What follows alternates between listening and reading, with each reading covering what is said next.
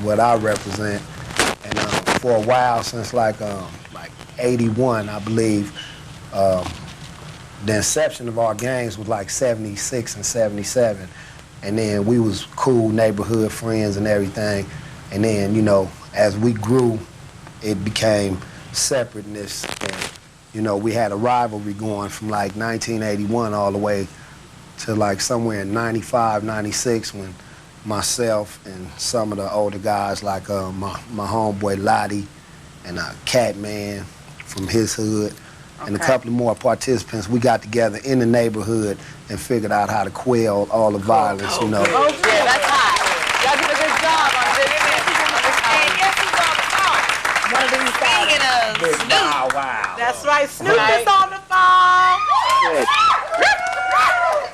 What's up, Wiggle? Church, what's up, players? Church. Hey, ladies. Hey, how you doing? You coming on too, right, Stu? We like the group and the song. Oh, y'all like that? Yeah. I'm trying to get in the video.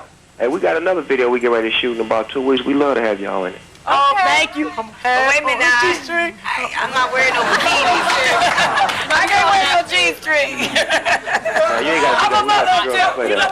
While we got Snoop and all you guys, what we've been talking about the show is the N-word, the use of the word nigga in all these rap songs and comics and our everyday life. Would you like to comment on that, anyone? I would. Okay. Well, over the past 6 to 8 months, you know, from one of the homies from the Bay Area, Mac Sean, we've been using the word nephew.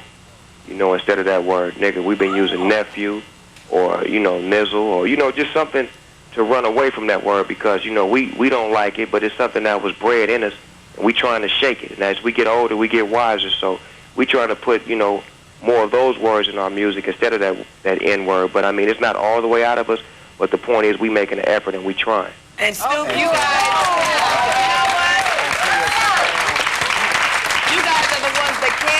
change to something else because expound further on that, you know, I've joined the Nation of Islam myself. I was guided by the divine spirit to shed all of my negative behavior, my negative projections towards my black brothers and sisters as well as humanity, you know, for the fact that, you know, the world and society is becoming so loose and irresponsible that through our music, we commonly, naturally would give the wrong message because that's what society feeds on. Like you turn on the news, you see violence, right. Then you see a human interest story after 5 segments of violence. So I just want people to know. But you know, a lot of white people, at least other people, feel that they use the word nigga for their own entertainment. It's like it's so, you know what I'm saying, for their entertainment. But I like what Snoop said. Nephew, using other words. Brother is always a good word. Brother's good. But brother in the rap song, but I'm saying, brother. Sucker. People are going to adapt to whatever has changed. That's what I'm saying. I know the word isn't going to go. That's what I was saying earlier. I know the word's not going to go, and they're trying to find new ways of new meanings for it. But you can't ignore the meaning that came with it from whence we came. You can't ignore that, and it's a painful word. It is by choice, and he made his choice. He found his road. Everybody does that. When you guys mentioned those gangs, you made me. I was over in the hood, and they come up on me. They said they're just rolling 60s, you know. And I said, well, I'm from the roller derby. So the niggas started. That's what I said to them. So they laughed. They said, okay, fine. But I remember when, Richard Pryor used that word on That Nigga's Crazy. Right. You know, before he used it. Then he went to Africa, and he came back and he said that he didn't see any niggas in Africa, so he was going to stop using it. But this was prior to when he made millions of dollars off of using it. Is that Paul Mooney? Yes, sir. Brother Mooney, what's happening, players? How you doing? Too funny. Man, I can't see you, but I feel you. I heard that voice. I said, that's classic right there.